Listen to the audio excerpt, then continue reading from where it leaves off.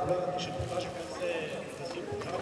Винаги трябва да сте от ветрената страна, от посока на вятъра.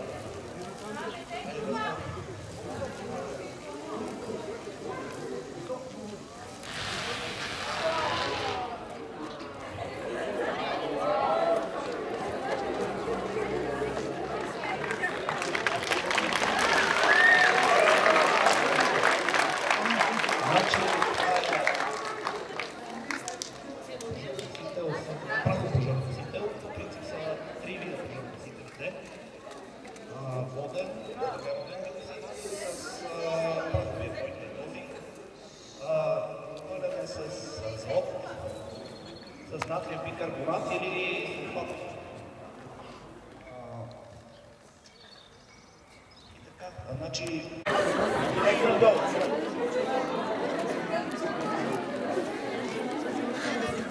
Няма да пристъпвате чертата тук. Не.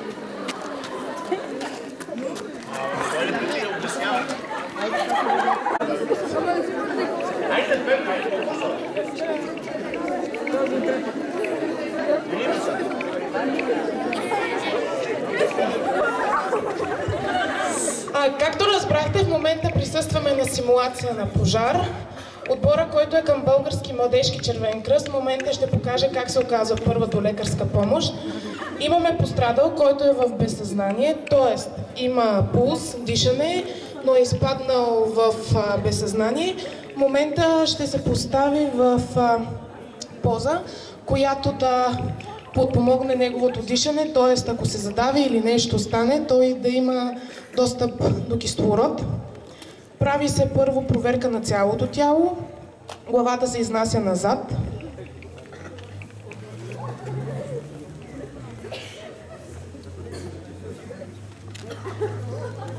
В тази поза човека е 30 минути поставен. Ако до 30 минути линейката не е дошла, той трябва да се обърне на другата страна и така през половин час до пристигане на линейката. Периодично се мерят пулс, дишане, за да сме сигурни.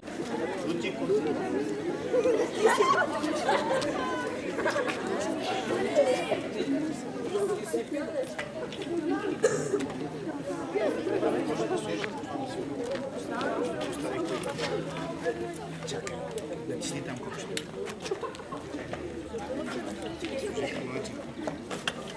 Жени копче.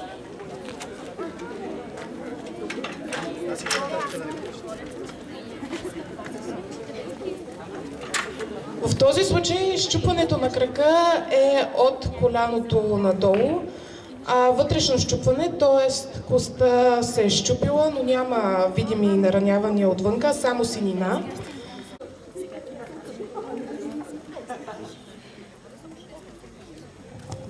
Частта на крака, която е счупена, върху нея не трябва да има никакви превръзки или никакви обездвижвания, а обездвижването се прави около нея, за да не се нарушава счупваното място, т.е.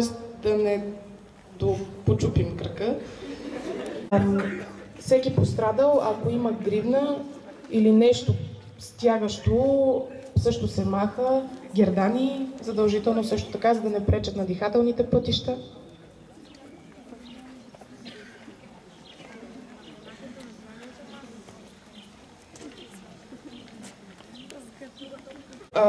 Кръгът е обездвижен, трябва да бъде преместен, т.е. ако е на място, където има изпочупени неща или има опасност от падане на някакви неща върху пострадалия, това е начина, по който трябва да бъде преместен от 4 човека.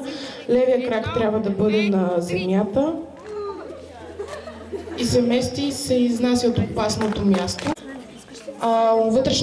Щупването отново е вътрешно, т.е. костта не се вижда.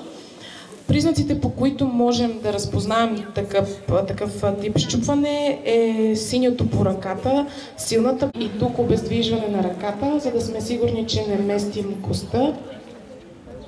На всяка една рана се слага марля, памук и превръзка, която, разбира се, при всички изгаряния, при първо и второ, трябва първо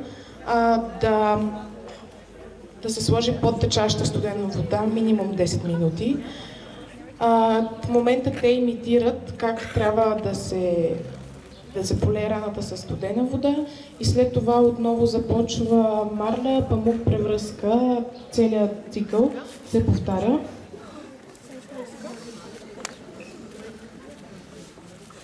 Когато правим принципно ние нещо такова, винаги искаме помощ от пострадалия, защото в всеки един случай няма как да придържаме марлята, памука и в същото време да правим превръзка, така че, както виждате, всички питат пострадалите, молят ги за малко съдействие, като